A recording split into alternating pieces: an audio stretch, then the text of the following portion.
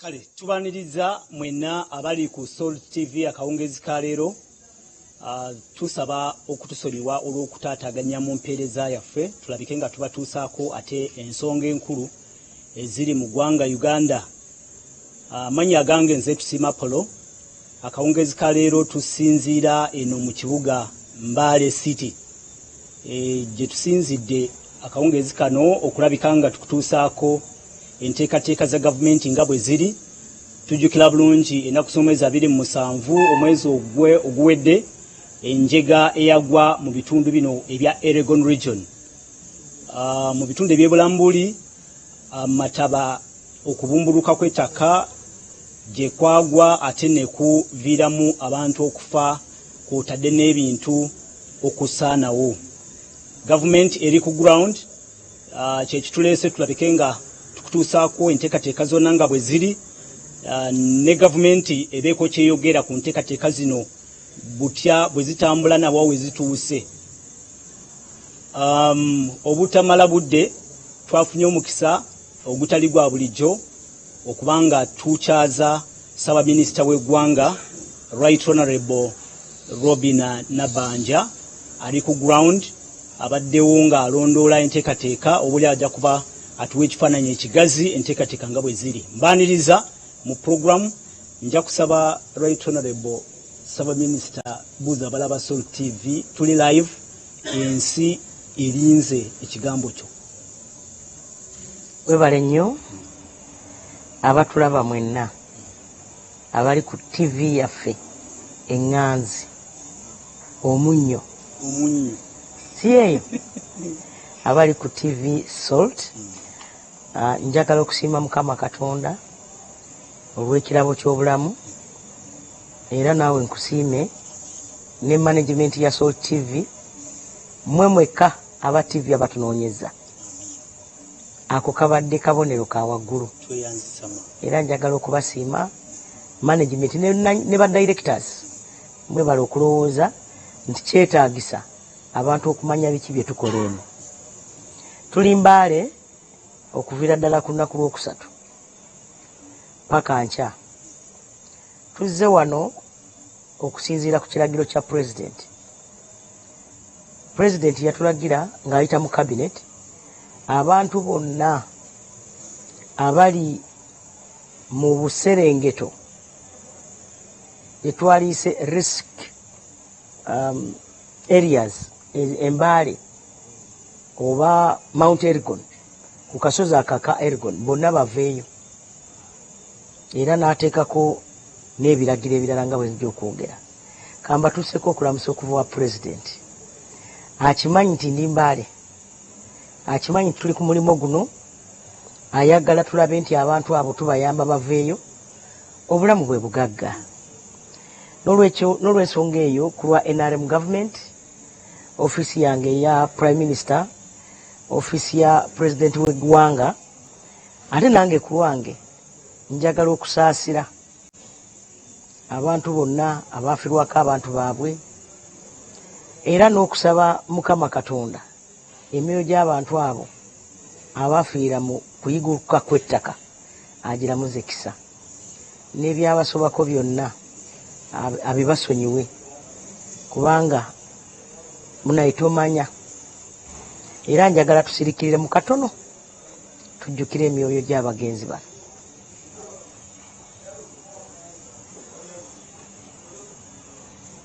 May their soul rest in eternal peace. Amen.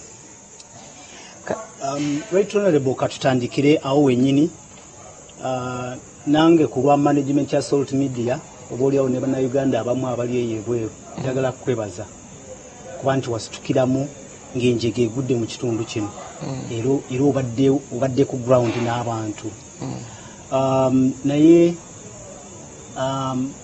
bwe watuuka ku ground nga enjega yakagwa abantu nga bafudde walaba ki era wawulira otya mu mbeera eyo bwe tuba tutandikira Honorable Right Honorable Sonyiwa? Kale nafuna okutegeezebwa nga 27 ekiro essaawa zaali ndowooza nga 9 waliwo abaana bamanyi okukola bino ebyoku ku mitimbagano simanyi gye bajja simu yange nti abantu bafudde ettaka liigulukuse mu magombolola agawerako Bulugunya ekyo kifo kiri eyo Bulambuli district Bumasobo Sisiyi Soiti Simu byonna biri Bulambuli district kakati bwe mmala okuwulira ekyo nenkola mangu olukiiko mu office ya prime minister naye nga budde bukya minister wange wa disaster tulina akawala akapya bakayita Honorable Lilian Abel yaliko chairperson wa youth council w'abakyala mu myaka egiwedde naye kati minister Honorable Minister yes omukyalo oyo naye yankubira ku makyala ga maama bino wabitegedde ne mugambi wulidde nenkwanaganya ebitongole bya gavumenti ebyenjawulo ne Uganda Red Cross ne mbagamba banguwe mangu okugenda okulaba kyetukolawo twasanga nga abantu 20 babajjeyo we twatuukira nga bafu abantu 23 baali balamu nga badduse n'ebisago abo Katonda simanyi bwe yabasesema 23 abasatu baali mu ddwaliro ebiseera ebyo Embaale abantu 17 baali ku ddwaliro abo baliyita Muyembe Health Center 4 ate abalala baali Buluganya Health Center 3 kakati ekintu kino kyaliwo ekiro saawa 3 nga 27 abantu abaafa baali banjiko era ne kati banalabika essaawa zino wenjogerera abantu abakafa bali bebakajjayo emirambo bili 37 azovuyesalo gye badde 36 naye baŋŋambye omulala bagufunye olwaleero yadde gukyebaseeko ejjinja tegukyalina lususu ejjinja lyagwebakako so excavator ekyalemeddwa bwegujjayo so gyemirambo 27 njagala okusiima president bwe twamanya nti abantu bafudde mukama wange president yantuma mangu naga abantu bagenda kutawaana okuziika kati abo tebalina kye basigaza yasooka nampa esente z'abantu 20 abaafa nampa ez'abalwadde buli muntu $1,000,000 naddamu juuzi luno nanyongera miliyoni 40 z'abantu 8 abafudde olw'okubayamba okuziika gula keesi kusimantaana kola ebintu ebityo n'abantu okufuna ke balya kwolwo olunaku yabawa $5,500 abalwadde yabawa $1,000,000 abantu 8 asuubira sente zaabwe tujja zireeta enkya kubanga olwaleero amazima ndi wano sisobodde kati njagala okubabuulira nti ebyalo ebyakosebwa waliwo kye bayita Masugu Namachere Mamoro bwe mbyogera mu Luganda olwewaffe eri bansonyiwe naye nga waliwo kye bayita Tagalu Lula Buze Moliri Lusoolo ne kye bayita Nakachere ebyalo bino byakosebwa era abantu b'oku byalo bino bonna abasinga twabasengula ne tubatwala mu kifo we tukuumira ababundabunda kye bayita Bunamutye tulinayo abantu kumpi 12 yadde nga tulina okusoomoozebwa bwe twagamba nti abantu abava mu byalo ebyo bannaye mudduke kuba twali tulaba enkuba ng'ekyatonya ate ng'olunyanfa lweyongera gaziwa kati abalala ne bava Mbaale abava ne bava wa ne bava Budaka mu bitundu ebirala bonna bali eyo ne batuwa omulimu omulala omulimu gwe batu ogumanyi kubalabirira kati tetulabirira bantu benyini betusaanye okulabirira tulabiramu na bano bansi yaleeta oba ontegedde kakati tuli ku mulimu Red Cross ekitongole kyange ekya Prime Minister's Office ne ba local leaders tuli mu identifying abatuufu abamu badduka bavaayo kuba twasazeewo okubasiba tukoye okulimbalimba mwasazeewo okusiba bano abeereeta kakati bakubuuzizza nti kwebyo ebyalo byenjogedde gw'ovaawa ng'ogamba kati ng'omubuuza chairman yaani ate ekirungi ne ba chairman gye bali ng'atamatama oyo nga tutegeera nti oyo yalimpi bwe bakitegeera nti gavumenti erina obuyambi bwereeta anti tulina obuyambi bwetutwala ebirala ebirungi asibiriraanye byokka n'embaale wano mu site baavuddewo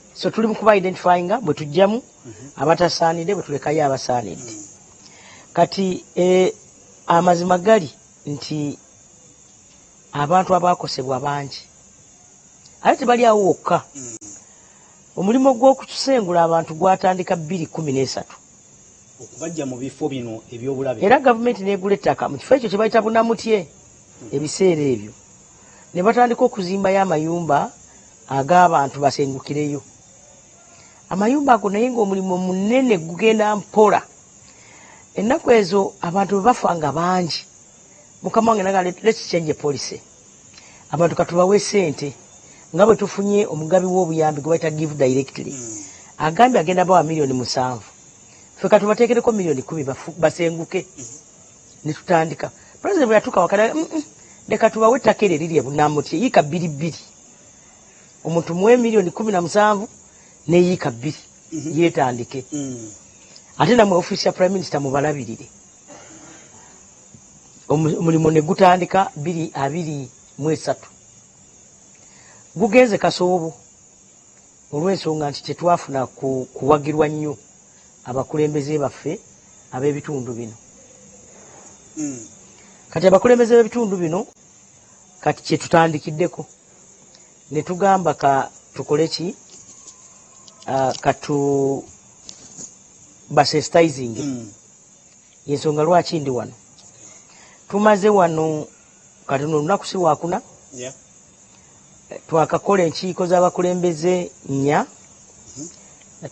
twasooka tukola olw'abakulembeze bonna bamemba ba paalamenti aba LC5 ba RDC twakolera ku headquarter ya district wano Embaale city ba RDC ba DPC n'abalala kati jo ne tubakkiriza bagende mu byalo byabwe olwali tukomyewo tukola olukiiko olulala ate naffe tukoze field visits nali buduuda olunaku lwajjo tugenda paka okulaba olunyanfa gye luli ne tusanga nga wali abantu eyo bayitirivu bo baguniriza bafuna sente za give direct miliyoni 7 naye ne bagana okufuna miliyoni 10 kale ate bafuna miliyoni 10 osanga nga wano omuntu wano yafunye babiri tibafunye ono yafunye kwegamba nga tosobola ne bw'obasengwa tolina kyamakulu kati kyekyandeese tubagamba mmwe abasigadde olunyanfu olwo lwemulaba lugaziwa lulinze mmwe pulezidenti alagidde ebifo byonna byonna ebiri ku waggulu ku lusozi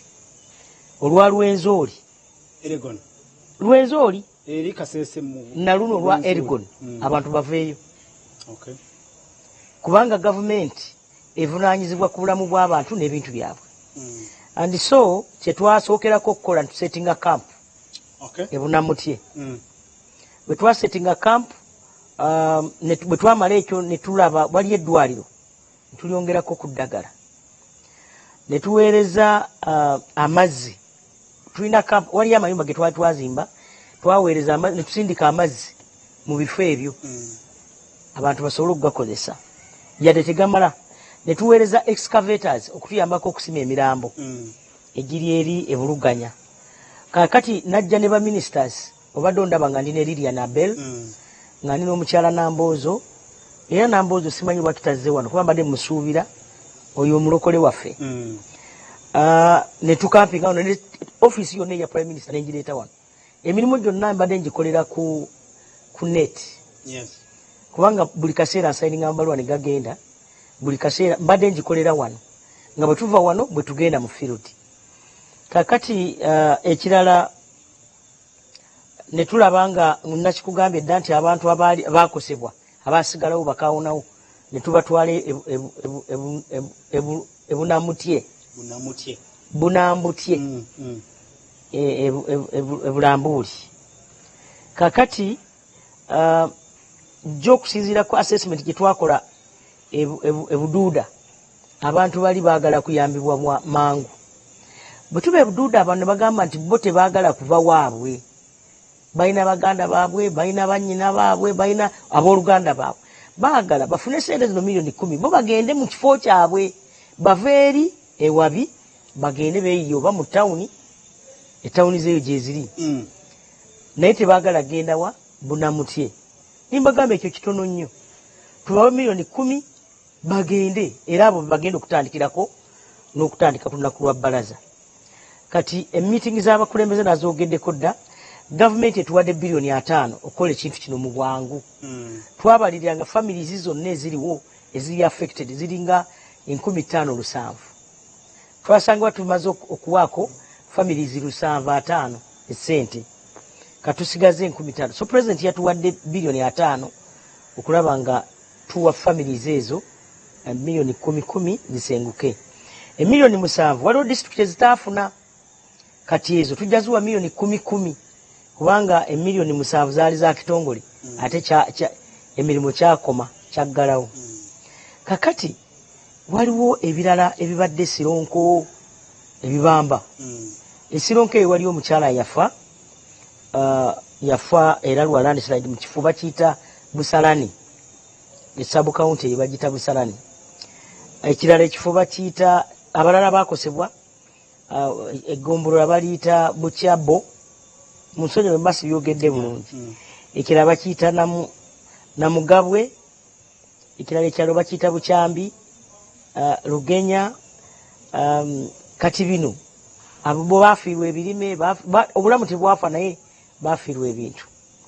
Kakati njagala okutegeeza abantu nti disitulikiti z'awano ezisinga zirina akakwate kuba zonna zinyweseza ku kasozi. Twakwataganye ne Wildlife Authority ne tugamba abantu we tubajja nga gavumenti taking over, basimbe emiti, basimbire ddala, tulabe nga tuzaawo obutonde mu kifo kino ekya Mount Elgon. Ate tekiri wano wokka munnaye, Mount Elgon ekwata ne Sebei, saidi z'e Kapchorwa nayo tujja kugendayo.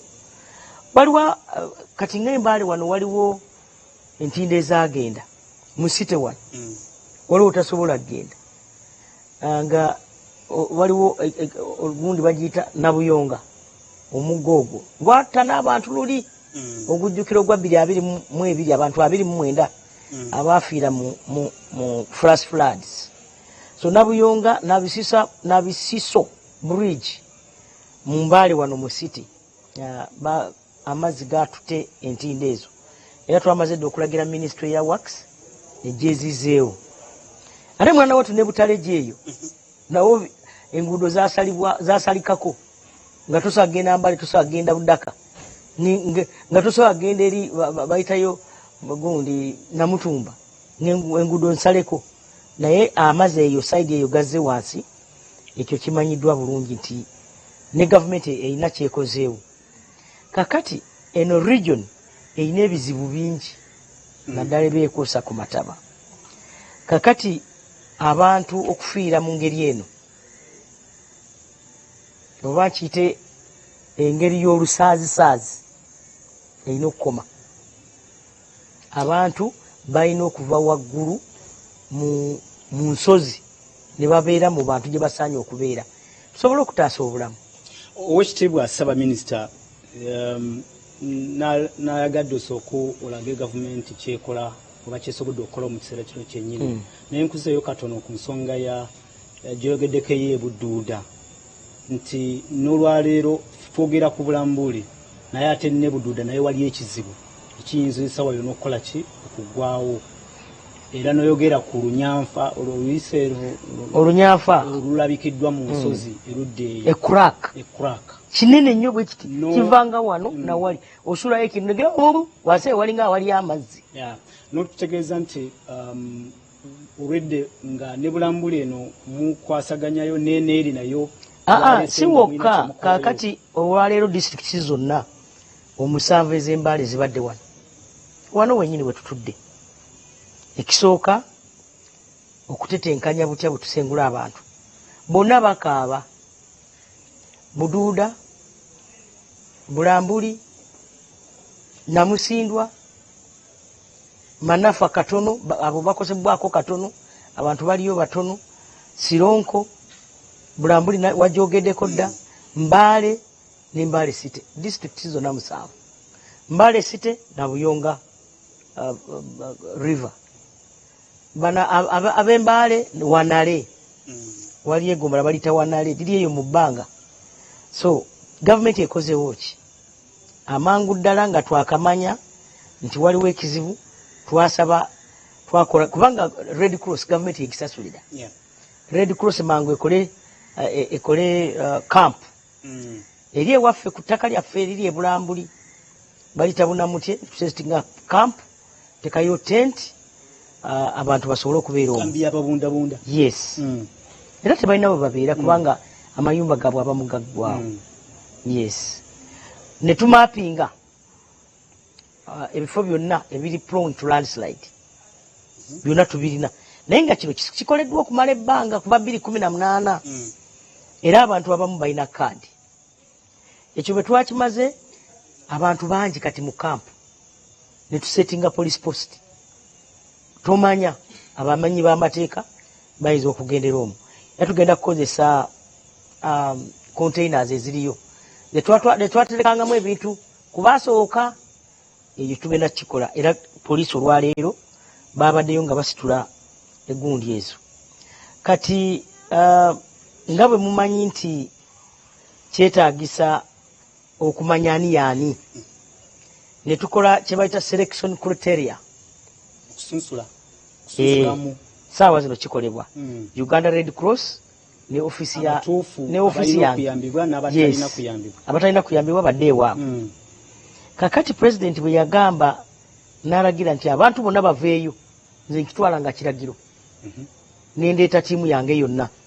Prime Minister okubeera wano emirimu mingi naye twasosowaza kino.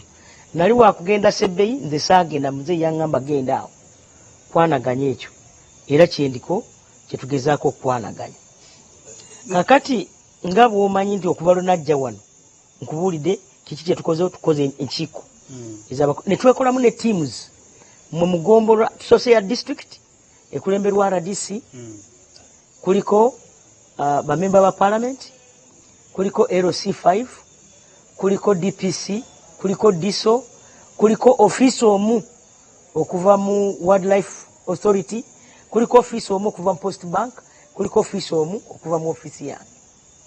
Abo already batuuse tubagabanyiza ku district 7. Kakati nga bwe mumanyi nti oluusi ettaka liiza obutatumala tulina ebunamutye ne twagala tulabe oba wanaabawo abatuguza ettaka naye tugeza okulaba abajja bonna ate baagala tuguza lyaffe eryaffe erya Prime Minister's Office baaliteekako ebicupuli by'ebyapa tule tuguluba nabo. Kakati tekyewunyisa bulijjo tetubeerayo ate ddene Prime Minister's Office baagala okuguza anti omanyi balina amuzo office wano bajja kuguluba n'amateeka. Nakigambye dda oyo omusajja avunaanyizibwa yamanyi ate bwe twagambye twagala okugula ettaka ate badduka kutuleetera eyo twabategedde kati tukyayimirizzaamu. Kakati ne tubawadde kye bayita family kits. Family kits eza pregnant mothers abali mu kampu tubawa ebidomolo 2 kuba tukimanyi balina family ebaafu 2 ne tubawa sefuliya ne tubawa bulangiti 2 ne tubawa bednets kuba ensiri nyingi eyo ne tubawa obwambe kale obimanyi kit eyo omuntu naafuna at least waateeko omutwe kubanga okimanyi baasigala tebalina kibalina. Honorable nga tonakivaako ekyo mawulire ge nafunye nti abali mu kampu abo bennyini mwalimu abasuubiza okubawa ettaka naye tebanalifuna nti n'akasente ke mwabawadde okubayambako okuzimba ku ttaka limubamubawadde nakwate bakalidde bakamazeewo wakitegeddeko ekyo. Kakati amazima gali tetunabawa ttaka. Bwe twasengula abantu bano enkuba yali nyingi nga n'emmotoka zennyini tezisobola kulima bino ebimotoka ebirima enguudo. Naye kakati olwajjo kwosajjo natongozza okulima enguudo tuteekemu service lanes then batandika okusala mu yiika 2 gwe yiika 2 batekewo oluguudo olulala n'emabega bateekeyo kwegamba bafune access tosobola kutwala abantu obateeka mu nsiko so ministry ya lands already eri ku ground kituufu tetunaba wa ttaka eyo naye sente baleke kuzizanyirako kubanga tubawo emmere baleke kuzanyira ku sente ezo zebagenda okukozesa okuzimba amayumba gaabwe baba bazizanyirako kyabulabe eri gye bali ne famire zaabwe kakati bwe twabatwalayo nga bwe nkugambye tubawo emmere tugenda obawo emmere emyezi 6 nga gavumenti yebalabirira kakati okubeera beneficiary kwabo tugenda kuddayo ku byalo byabwe bano abayereeta bokka waliwo beereeta nabo mwebali ebayereeta ate twabaga ate mutufu nga kituufu abamu kubanga ekyalo kyabikkirwawo ne kiggwawo ne kiyamaani waakyo n'akola ki naye ono n'abeera kaawonawo kati aba talina yadde kyalina tuba tulina omutandikisa kakati tugenda bazaayo ku byalo byabwe tuba identifying n'abali mu kampu namwo mulimu abalala waliwo be twajja ebuduuda abo boyogeddeko abo balala twabasasula sente miliyoni 17 abo balala ekyatukereya okubawa ettaka nga ministry ya lands terina yadde wetandikira kugaba ttaka ng'enguudo tezisoboka ng'ebyuma tebirina we biyita enkuba yali etonnya nnyo nga bwemumanyi obudde bw'enkuba naye kati nga bwesse enguudo batandise ozirima tugenda tutandika obbagabira oza mu wiiki nga 2 zokka kakati ntugamba tubazeeyo ku byalo byabwe bakumanyi gwani bano abayereeta naye betututte tuba tubamanyi betututte kati ngaabo abaava ebuduuda tubamanyi naye bano banayereeta yalinya bulinyi pikipiki olaba ng'ali ku geeti ng'avudde ate embaali mugenda baliisa emyezi 6 tugenda balabira emyezi 6 kubanga emyezi 3 gino tukyabasetolinga bwe bakuwa ettaka ogenda okubaza bajja kusimba mu Gwakusatu so bajja tandika okufuna emmere mu mwezi nga Gwakumeka nga Gwakutaano Gwa6 so tusobola kugamba nti abantu tebalina kye banaalya so enteekateeka y'okubawa ettaka lyetuuseewa oba balisuubire mu bbanga ki wiiki 2 kubanga enguudo bazitaddemu kati ministry ya lands efunye access emapinga kubanga ettaka eryo lyetulina lirimu n'ekisenyi okugjako ery'ekisenyi eryo bajja kulikolera ku mpozi byennyanja okulaba omuntu wayiza okuteeka ennyumba nga wakalu bulungi Oweekitiibwa Ssaawa Minisita nzikiriza waliwo ekibuuzo kye badde babuuza kumpi wonna mu ggwanga Uganda ekyokusengula abantu okubajja mu bitundu ebiri high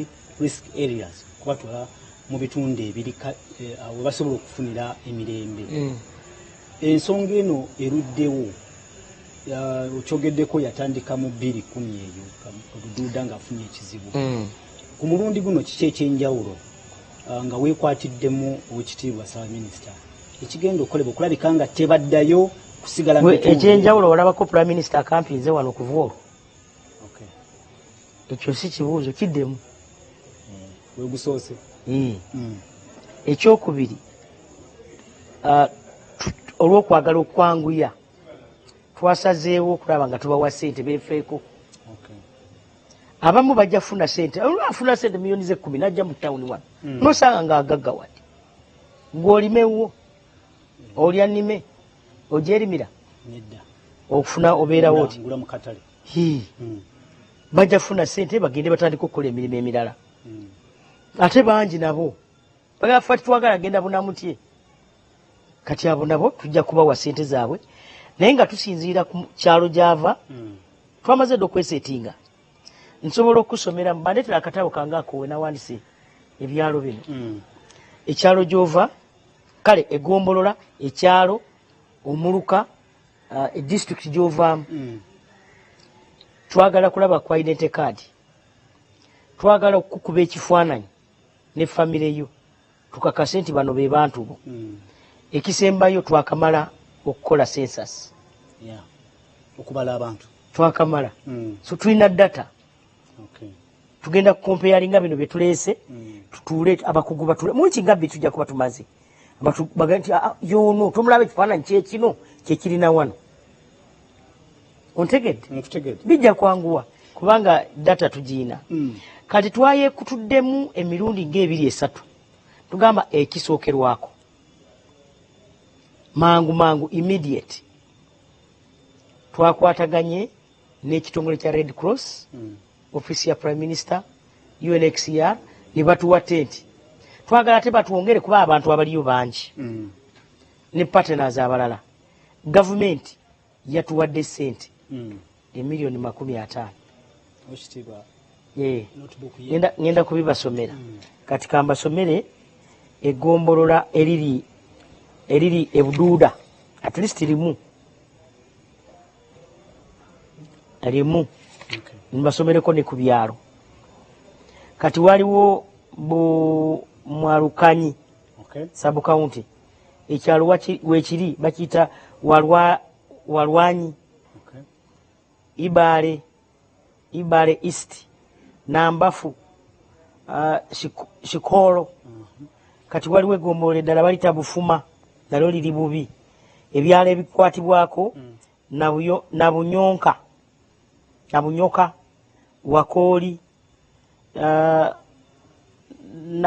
Nakarwa Nalundi n'ebirala so bwe tutyo si ggombolola lyonna nti lirina ekizibu naye amagombola kati ng'ebududa agakwatibwako agalina ekizibu kati gali 11 agali obubi nnyo gamu galina ebyalo 1-2 ebikwatibwako bwe tumala ekyo mangu twabawadde amazzi tujja kwongera okugazya kuba abalala bakyajja twamaze nga bwe nkugambye natongoza okukola enguudo ekirala okulaba nga abantu tubawa hika 2 kyamangu omuntu akwata akataka ke ate tujja bbawo ekyapa longo tamu tubawadde tugenda kuba miliyoni 10 okubanga basobola okwezimbira ennyumba okubeeramu government egenda kubawa hydrofoam machines bino ebyuma ebikuba bulooka tubiina bisadize Karamoje ate biri under my office bera byali Luweero eyo bera bina UPDF tugenda bikozesa okulaba nga bakozesa bulooka bajjaze kubira block ez'okuzimba bajjaze kubira ate zino interlocking blocks okumala olunaku ng'ennyumba ne bw'oba omukyalo ogizimba kuba zeekola ogatanga tebwoti kati police force nagyogeddeko kati tulina bye tujja okukola oluvannyuma medium term twagala okulaba nga area eyo tugifuula town council population egeze waggulu basobole okulabirira kasasiro basobole okitegeera okupulaninga ekifo ekyo bulungi okwongera okipulaninga tujja kubawa land titles ebyapa ikazo 2 akaapako ikazo 2 ekyapa kyo twagala okuzimbayo secondary school kuba kati population egenda kuwera primary school gyeri naye tericoded tugenda gicodinga ekyo kiri immediate kuba namaze okuwandikira maama the first lady agenda tuyamba coding essomero eryo okwapgradinga empeereza y'obuweereza mu ddwaliro it's a health center 3 ne population egirinnyeko tetulina buyinza bugiteeka ku health center 4 twali batugiteeka ku health center 4 naye ekyo kijja kukolebwa ministry ya health ng'emaze okukola assessment naye okwongera eddagala obungi bwalyo mu malwaliro eddwaliro eryo eriri mu kampu gye riri already twalizimbayo obufunze olwakadde owekitiibwa Saba Minisita obudde bukutemye enteekateeka zino z'oyogeddeko olabira ddala nga obuulyawo ezimu tuzikoze obuulyawo tetujja kuddamu kulaba buzibu nga singa abantu banaatusapootinga abantu bonna ne bajja ne tukwatagana bulungi abakulembeze nga bwe tukwataganye tekibeerangawo tubadde mu miitingi wano okubuuza nti bwe wazze ku ground walabye ng'obuzibu obunene bwabadde ki okuba nti ebintu bino abantu babadde bava mu ofiisi yange ne babeera ne batuka paka ku erosi ng'erosi siritamanyi erosi 5 abalaba bayisaawo mmotoka nga abakulembeze abaawano tebabataddeemu kati nga babalaba bedde eno badde eri nabo ne basirika naye kakati buli muntu ali involved tewali ajja kugamba mbu tamanyi kujjako ng'olina ekirala ky'obuuza ekipya ettaka lino bwe tunaaba tumaze okusengula abantu tujja lisimba libeere kibira we musengudde abantu kibira mugenda kusimbawo ekibira mu gazeti wildlife Authority etwalewo bangambye nti batwongeddeyo ku budde honorable tweyanziza oyongere okulambulula ensonga eno nkulu right honorable prime minister gaziyako mu nteekateeka eziri long term obadde otubuulidde ku short term amasomero kati longo term abantu baweze nabaddeyo nga olabira ddala kise crowd twagala okulaba ngaekifo ekyo tukikwasa town council bya mu maaso kuba town council tusobola giba kati nga bw'omanyi nti administrative units tuzikola mu 2025 1 year to the election period so okubawa okugazetinga town council eyo olwokuba kasasiro namutunuulidde nga mungi abantu population egenzewa egenze waggulu longo term abantu tujja bawa ebyapa byabwe ebyapa ebyo bijja kubayamba naye omuntu okwesimbira akapaake mu banka obwananyini waliyo primary school tiwaliyo secondary school tugenda okuteekayo essomero lya senior kuba abambi abaana babadde mu bitundu ebirala babadde basoma ate okutuukawo ne baba nga tebakola ki okwapgradinga infrastructure okufuna recreation grounds okufuna ettaka ly'akatale okwongerako mu bungi bw'enguudo tujja n'obakolera streets kubanga bwebanga efuuse town council bajja kwagala access mu streets n'ebirala tujja bongera ku masannyalaze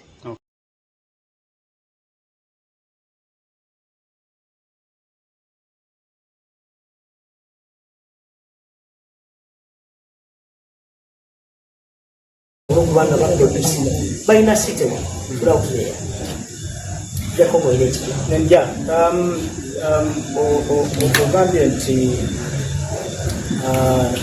bakuwadde sente owekitiibwa president yamukuwadde sente esente ezo zinaamala boyogedde ebizibu biri kumpi bwonna mu disitulikiti nyingi sironko nekasesegere wonna sente zibadde osanzemu obuzibu mu sente obutamala oba sente bweziri kati katusoke tukozese zino ebatuwadde kubanga zino ziri under emergency fund tezinaba tezitumaze president ajja kulagirira naye nga tulaba nga twabalirira kubadda amaka agenda okuseerera bali twagamapinga dda 15,700 olusanvu yes yonna nane kapitolo tutwalidde naye bagamba olunyafa luli kilomita kati 7.5 bagaisamu 75 kilometers ekitegeeza ebifo bigenda bikola ki ebirina obulabe byeyongerako ekyo tujja kyaseesinga kweno tiimu gyetusingise kugulamu kugombola twakozewo tiimu ekulemberwa assistant RDC eteekako LCC giso netumuteekako OC police kubanga magombola gonna agasinga wano galina police netuteekako ne bakansala ba district ne bakansala b'okumiruka tulaba nga omulimu tujja gukola ku luno mugenda gukola wekitiibwa saba minisita ndowooza nga tugenderera okunzika waliwo abaali bagamba nti n'ensonga y'ebyobufuzi mu kitundu kino naye obaoliawo yagootanyanga enteekateeka za gavumenti ez'okusolovinga ekizibu kino abakulembeze b'omu bitundu nabo oliawo bagamba abantu nti wama temuvaamu musigalemu abamu bwe bakomawo ne nga batiirira obululu naye kakati kino kye tugambye nti abantu boba wooli twala ssente vaayo eri waggulu oyinza okugula akataka kubanga bo abamu bagamba nti ettaka ate eddala baagala kuguza gavumenti ssente nyingi ate bo balina kulifuna ku ssente entono so bajja kutwala ssente zino bagende beerwaneko bakisanyukidde nnyo nkijja kutuyambako yes abantu bajja kusigala mu bifo byabwe nsobola okwogera ku birala no katono nnyo nga tetuna kukivaako era okonye ku mataba agasalako enguudo naki mu kitundu kino namwe twafunyemu amaloboozi gagamba nti balina ekizibu ky'enguudo wekitiibwa ssawa minisita ate gwe gavumenti kati eri mu kitundu ekizibu ekyo olina bwewakitegedde era olina kati nze kankubuulire saze wano kuyomba natambula n'ebigere kumpi mayiro 9 nga tewali yadde pikipiki weeyita. Bwe nayimirira ne mbuuza abantu eyo gye twagenda Bulugunya eyo ne bagamba baasemba kulaba emmotoka eya greda 2013 myaka 11 tebaddanga kubalimira luguudo. Ate nga gavumenti mu butuufu eweereza ssente 1 billion per district. District zaawono si nnene nnyo kulabirira nguudo ne babawa n'ebyuma oteekamu mafuta na kusasula operator. Njagala okusaba abantu ba wano Mount Elgon nti kyali badde kirungi essente bazibawe muzikozesa ekyo kyennyini. Tutambudde mu district zino enguudo si nnungi abantu batuufu okuyomba. Naye ate bambi nenge ensi yaabwe gye yakula nga ya nsozi abamu bagamba batuba twakakola enkuba etonya mulundi gumu ng'ettaka likole ki nga ligenze.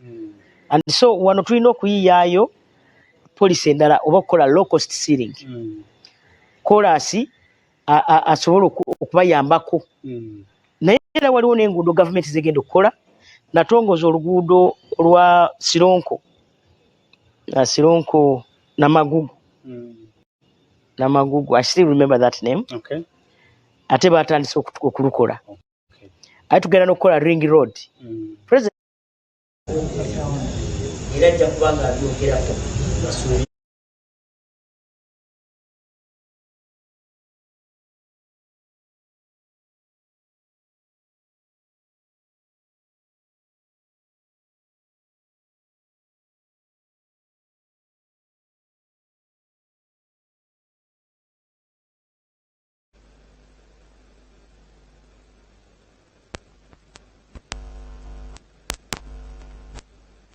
ebintu kugenda mu katale.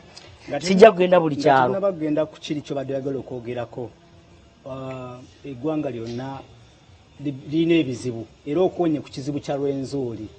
Kati simanyi oba osobola okubaako kyokyogerako bo nabaayo nabo bafune essuubi nti abeeno nga mubakolako n'abeeri nabo munaabakolako bamuyina entegeka eyaabwe ey'enjawulo ey'okubayamba ow'ekitiibwa. President yatuwa 8 billion emabegaawo okukola ku bizibu by'eggwanga lyonna. Twafiirwa abantu e Kasese, twafiirwa abantu Bunyangabo, jjukira omwaka ogwaggwa twafiirwa abantu ekisolo. Ebifo ebyo byonna twabimapinze tugenda kubasengula okusengula abantu naye kati katusookere eno kibadde bubi nnyo. Then bwe tumala wano tugenda kuddeyo naye nga neeyo already nga bwe njogedde ttiimu eziri eno n'eri zikola. Waliyo ttiimu endala ezikola kati zikola. Kyogere no kibadde oyagala okwogera oba oliawo kyandibanga. Olwaleero twabadde ne prayer breakfast mu State House. Yes. Ndi saasobodde genda naye mbadde nfolowinga okusabira eggwanga olw'okuba tuli kumpi kumalako omwaka. Kale tulina bingi bye tutuuseeko. Njadde tufunye ebisoomooza nga bwe mbadde mbyogera wano. Ebintu bingi bikoleddwa. Omwaka guno Katonda gwatuyisizaamu ebirungi ebikoleddwa mulaba enguudo. Gavumenti yaffe esobodde okukola emirimu ebitundu 35 ku buli 100 emirimu giwedde. Twasuubiza 221 26. Ebitundu 49 biri kumpi kuggwa. Sigaddeyo omwaka gumu gwokka right honorable. Wako ongoing. Tulowooza ebimu bigenda kugwa myezi 2, myezi 3, myezi 49 tusuubira bijja kuggwa. This time round government yaffe egenda ku performinga 84%. 84, it's a distinction.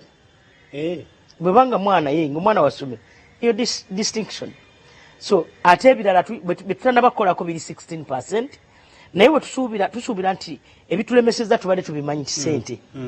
Ebimu bbula lya ssente, ebimu kale ebigwa tebiraga nga bino bibadde bitusika ne tuba nga tetusobodde kukola ki. Nze ku lwange ndaba nga gavumenti yaffe ekoze.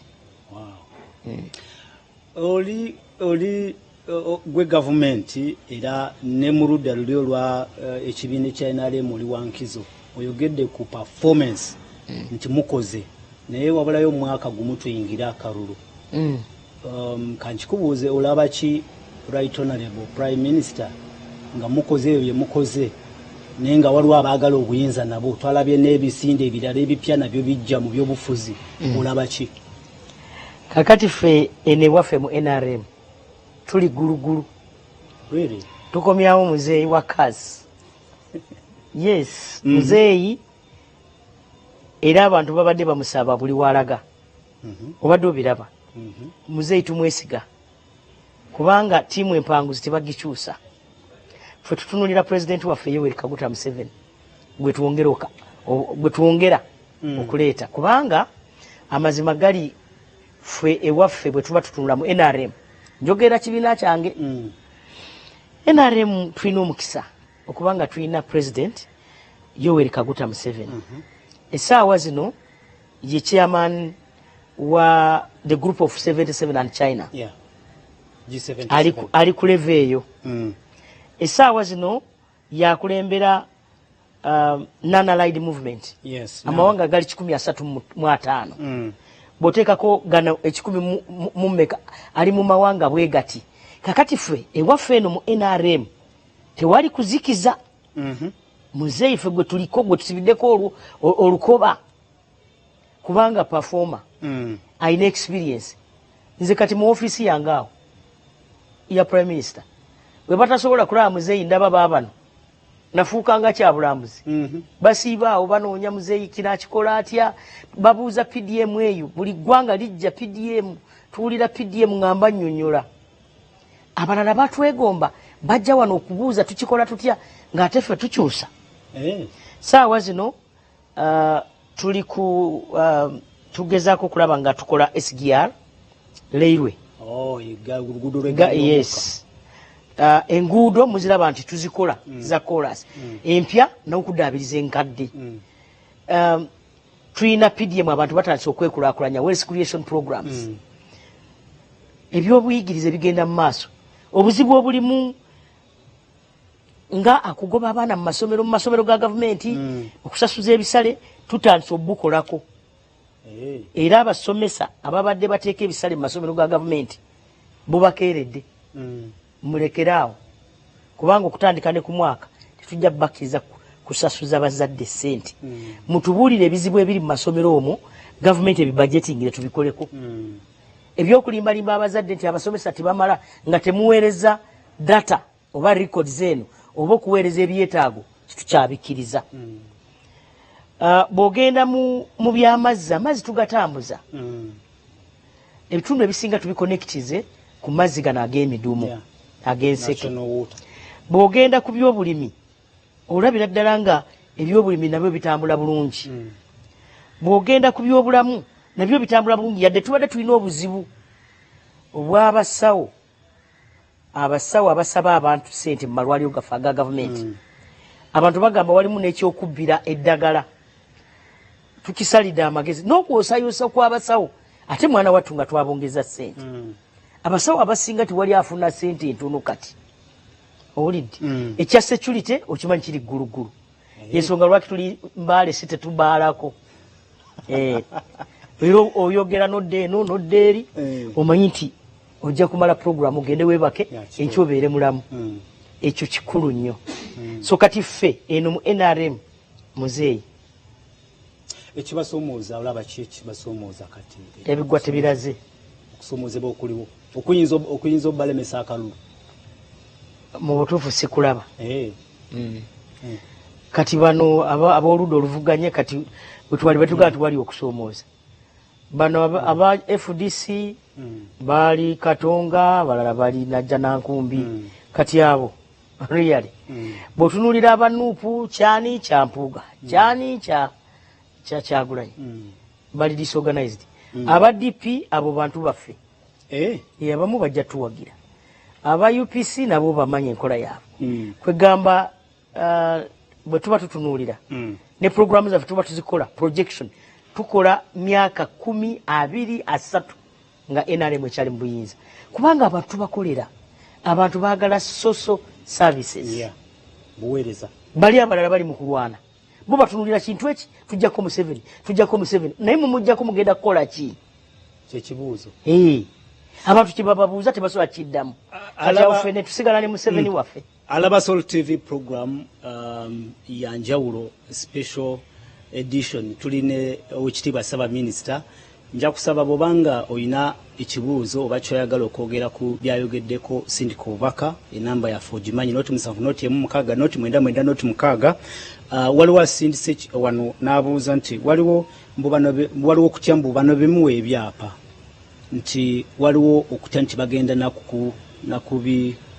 kutunda ettaka era balitunde oba oliawo n'ekigendererwa kyammwe tebajja kukirizibwa kulitunda nakyo kireme okutuukira tebajja kukirizibwa kulitunda tetujja kubakkiriza kulitunda. Okay, simanyi ono abadde taliiwo agamba nti bwewagenze Buduuda bwewalambudde Buduuda mu bizibu kibi byewalabye nzikira wayogedde ku Runyanfa olwo se big threat nalabye Olunyanfa naye abamu abantu abalina we balaga bagenda naye abamu bakyaliyo abamu be babali ebunamutye waliyo omusajja retired nurse namugaye muzeeyi myaka 8 nimugaye muzeeyi lwaki okyali eno n'agamba amazima abantu bange bali wano siina bwe ngende eyo nendeka famire yange eno nzikirizibwa ofuna sente nenzira wano nengula ettaka mu baganda bange nga okkirizibwa nga bwe nayogedde okusooka kyekibadde ekizibu.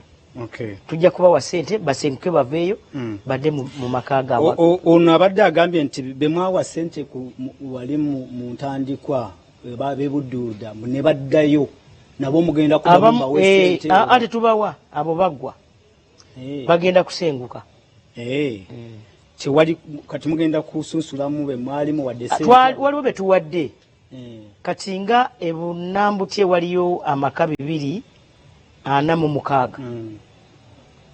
betutana wataka abali pending naye ate nga twawa abantu 705 sama kamala teganda bakusenguka gakyali eyo tugenda kubasengula betusookerako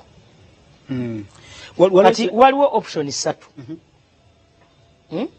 option mu Luganda kigambe ntya okukuwa omukisa waliwo emikisa 3 omukisa ogusooka kufuna sente kugenda ku ttaka lya gavumenti ogwo gumu lino lyemugenda ogabayika 2 yes omukisa ogwokubiri funa sente noonya woolaga weeyiye omukisa ogwokusatu tofunye sente ozigaanyi era ojja kuvaayo waliwo n'abazigaana waliwo abaazigaana naye nze sijja kuzifuna bwaba tojja kuzifuna era tujja kujjayo kwa tujja kukkiriza ofe ekituufu omukisa ogwokuna ogwo gwa Katonda ettaka likuziika n'ogenda ow'omutonzi gwe gwokuna naye tetwagala ogwo gubeerewo.